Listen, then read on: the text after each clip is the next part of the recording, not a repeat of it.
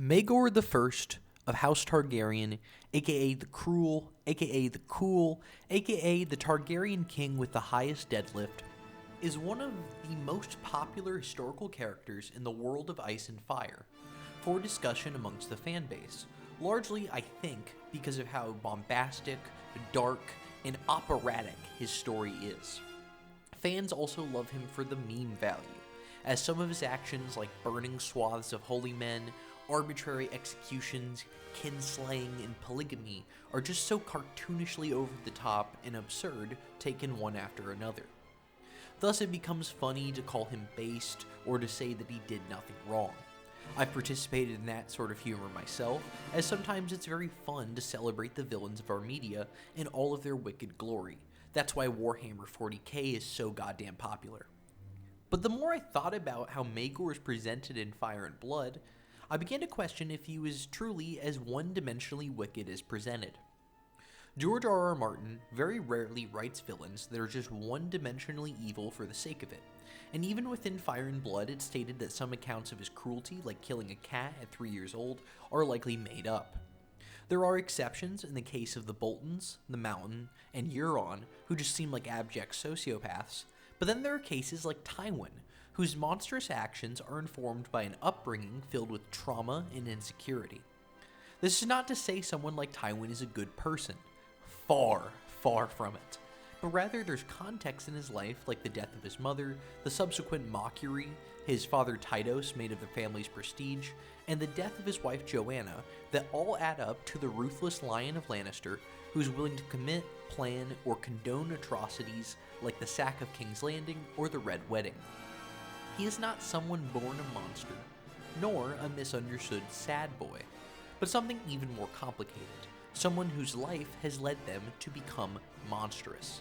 This is true of almost anyone with a deeply ugly soul in real life, and George R. R. Martin writes characters that are true to real people. Furthermore, we have to remember that Fire and Blood is an in-universe text written by Maesters, an organization that has more than just a little beef with Maegor, considering he beheaded Grandmaster Gawain as one of the first actions of his brief reign. As an incredibly lame humble brag, I'd just like to say I'm currently finishing my bachelor's degree in history, and am applying to grad schools, one of which just accepted me as of time of writing, which is sick. I say this not to flex how little earning potential I'm going to have in life, but rather that I know at least a little bit about historical methodology. The individual accounts in Fire and Blood, like Mushroom or various maesters, are primary sources, eyewitness accounts of people who lived through the events. It's common sense to scrutinize people with an active stake in how their actions are perceived, but as historians we also have to remember to scrutinize secondary sources written after historical events, as people very often want the past to fit a narrative that supports their worldview. The reason this is important is that Gurm has said that some of the inspiration for Fire and Blood comes from Thomas B. Costain's non-fiction books on the Plantagenet dynasty of England. Costain was a journalist, not an historian, so his books would be something of a tertiary source, sort of like Dan Carlin's Hardcore History, which I absolutely adore, summarizing the commonly held historical narratives on the topics. But what's important here is that Gurm is patterning this text using real history. There's no such thing as a fully reliable narrator when humans are involved, and thus I don't think Gurm would ever intend us to take Gillidane's words at face value. We should read against the grain, as one does with real history. All of this brings us to Maegor, one of, if not the most vilified figures within Fire and Blood. To be clear, I am not excusing his crimes, nor saying they were justified. But I think in examining his life with the same human motivations and context we would apply to a main series character, we can begin to understand why he was the way he was, beyond what the Maesters propose as a man simply born cruel. We obviously don't have anywhere near the amount of depth we would from a proper novel, but I think one can draw enough inferences to construct a fairly accurate portrait of who and why he was. I call the theory Dragon Macbeth. We have to remember first and foremost that Maegor is the son of not just Aegon the Conqueror, but Visenya Targaryen specifically. Visenya was an unyielding woman who fully believed in the Targaryen words, and as one of the conquerors born in the Century of Blood, was far more in touch with the original Valyrian values and philosophy than successive generations of Targaryens. She believed in ruling by strength, fear, fire, and blood, and there's no way this wasn't imparted onto young Maegor, who naturally excelled at martial endeavors. In this extended metaphor, Visenya is his Lady Macbeth, urging him to take power as a strong king. This is made even more complicated by a, as time of recording, show-only revelation from House of the Dragon, Aegon's prophecy, which foretold doom from the north. In the show, this motivated Aegon to conquer the Seven Kingdoms, believing that only a unified realm under a Dragon King could defeat the others. It turns what previously seemed to be an arbitrary conquest solely motivated by glory or power into some straight-up Paul Atreides shit. Some don't like it, but I enjoy it as another example of prophecy biting the Targaryens in the ass. As someone like Sho Rhaenyra seems to be on a trajectory to buying into her own hype as a messianic figure. I like the idea that a ton of Targaryens across the dynasty's history heard about this prophecy and thought, yeah, this chosen one's probably me, and proceeded to get themselves and their loved ones killed due to their vanity. It could explain the dance, Summerhall, and probably Rhaegar. If this is true in the books, I think it's something Maegor had to have known about. Despite not being Aegon's appointed heir, there seems to be some intention of co-ruling between the two brothers, just like how the Conqueror's sibling throuple did the same. I think it's reasonable that if Maegor knew about this, then to him it wouldn't just be practical to have a strong Dragon King on the throne, but essential. Not just for preserving the dynasty, but for the world. Maegor also gets married to Cersei Hightower very young, which definitely didn't help with making him a bit of a weird guy. Let me ask you a question. Think Ralph's a little weird about women? I don't know, Tom. I mean, he beat one to death just for, I forget. Why was it again? They get married at the ages of 13 and 23 respectively, as part of a compromise between his family and the faith to avoid a proposed betrothal between Rhaena and Maegor intended by Visenya to shore up succession. Between the closer relationship with his mother and marriage to a much older woman, Freud would have a field day. And while once again this is not excusing anything, I think his strange relationship with women was probably further strained by whatever the fuck this marriage was like early on.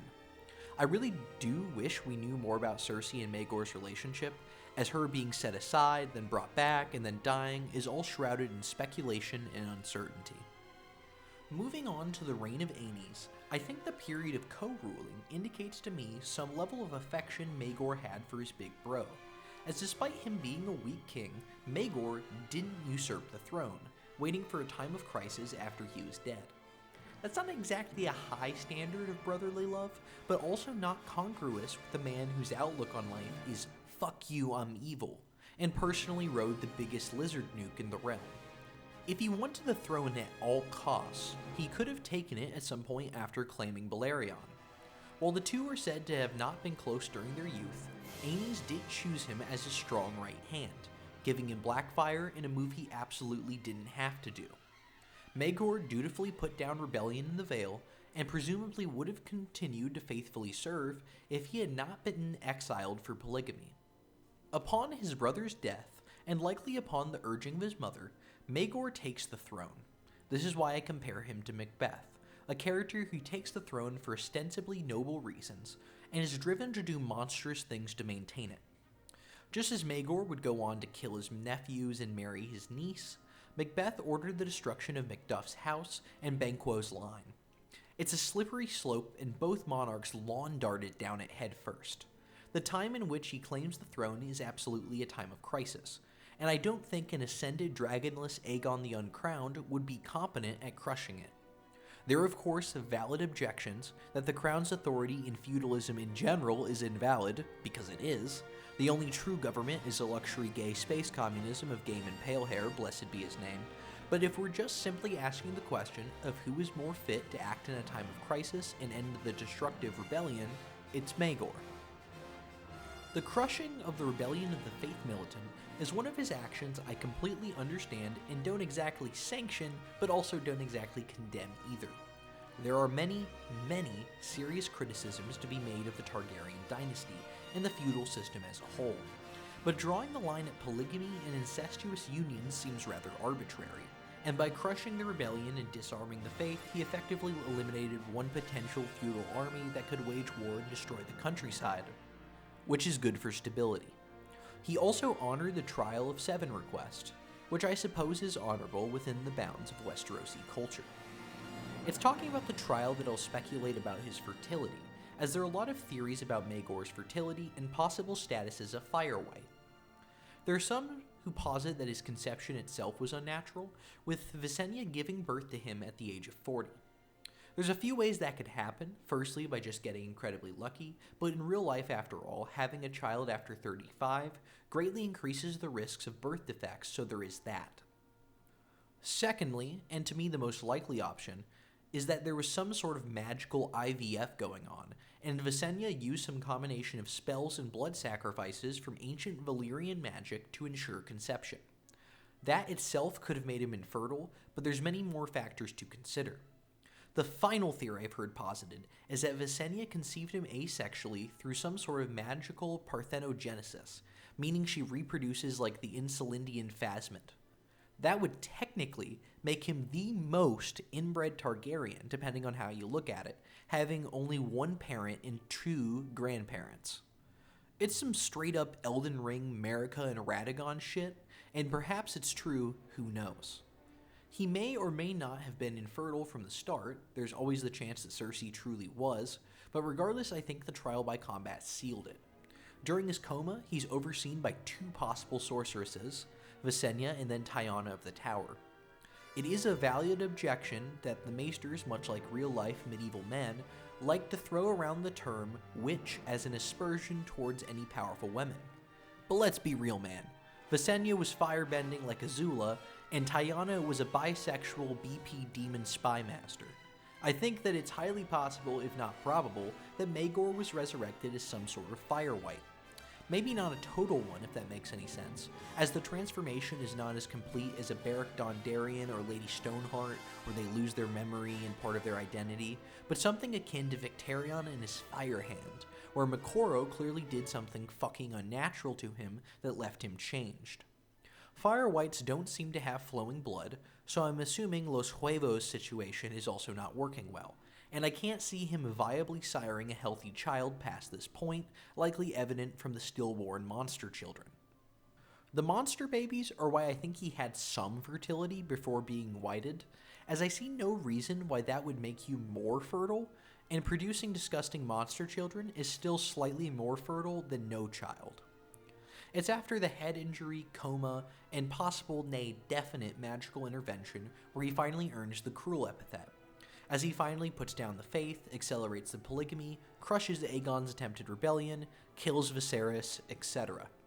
This is the full-on Macbeth doom spiral, where the bells ring all over Scotland as he purges political prisoners. But I think you can probably still chalk a lot of the motivation up to the ones I previously stated, even if the actions are completely monstrous. Something I think about as Maegor obsesses over producing an heir is that not having children doesn't just end his line, but Visenya's line. And I have to imagine carrying on his beloved mother's line pushed him even further into extreme action. Details like Visenya marrying Aegon to stir up succession, and Rhaena and her children being considered for succession, lead me to believe there might have been more gender equality around succession in Valyria, which would sort of make sense as if women have dragons, they're more important as political players beyond baby machines, which is what we see in Fire and Blood up to the Dance of the Dragons. If this is at all true, maybe Visenya's line meant a lot more to him than a female line would normally. But at the very least, carrying on her legacy I'm sure meant a lot to him, if only for a sentimental value. The killing of Viserys is probably the thing you could most chalk up to spite, rage, and abject cruelty for the sake of it, as it went way past torturing for information. It's here I think we see his past justifications reach a frantic circular logic, or as we'll call it here, Cersei reasoning. He has to keep the throne and sire heirs so that there can be a strong king, because a strong king can unite the realm, even though his rule has actually fractured the realm, but only he can reunite it again. It is complete crazy person logic, and no doubt accelerated upon the death of his mother. Maegor, the murderous mama's boy, was without his North Star for the first time in his life, and without the Dami Dragon Queen, who is highly capable of governing the realm. His council was feared with weird Renfields, witches, and also his #1 shooter, the loyal Lord of Rosby. To paraphrase noted intellectual Henry Zebrowski, Rocky Horror Picture Show is a fun movie, but not a way to run a government. You don't want riffraff as your Secretary of the Interior. I'm sure the increasingly abnormal court didn't help anything, and it's with that court that we end with the final chapter. Maegor is spiraling. His wives are dying and allegedly betraying each other, and Jaehaerys has announced his claim for the throne, supported by #1 stepdad Rhaegar Baratheon. This is baseless speculation, but as the realm united in support of young Jae and a few banners heeded Maegor's call, maybe he understood the irony that he had united the realm, only against him instead of under him. I personally think he killed himself using the throne, finally defeated mentally in addition to politically. It's an interesting decision, considering he could have theoretically done battle atop Balerion. But he probably realized even if he could put another one down like Aegon the Uncrowned's war, it would be trying to plug holes in a sinking boat. Giving into despair, perhaps the mightiest and martial power of all the Targaryen kings dies, alone, aside from once again, the #1 shooter, Lord of Rosby. What I think we can learn from this little yarn I spun about Westeros' most hated king is both what a good goddamn job George does at writing characters, even in a book he released solely due to contractual obligations, and a reminder of how he writes villains. Aside from the aforementioned exceptions, villains come with context, and even someone like Maegor has major life events, experiences, and traumas that inform who he is and why he does things. Because we don't have him as a POV character who people consider a villain like later books Tyrion, or someone close to him as a POV character like Davos is Stannis, and only have accounts of historical figures, what we get within the text itself is a very flat, undynamic characterization. Thankfully, we can construct something much richer from the implications of the information, and that's how you construct a historical narrative. I love fucked up tragic figures, and the story of Maegor scratches the itch of a very Shakespearean narrative within the world of Ice and Fire. It's wild, juicy, and cathartic, and the way a great historical episode can be, especially after being sensationalized afterwards. Personally, I would kill to see Sons of the Dragon adapted into a show. I could see it as roughly 2 seasons of television. So if an HBO executive is watching this, firstly, fuck you. Secondly, fuck you. And thirdly, you know how to contact me. While a lot of this video has been speculation, hopefully it at least gave you an even more appreciative attitude towards how George writes his history. Thank you.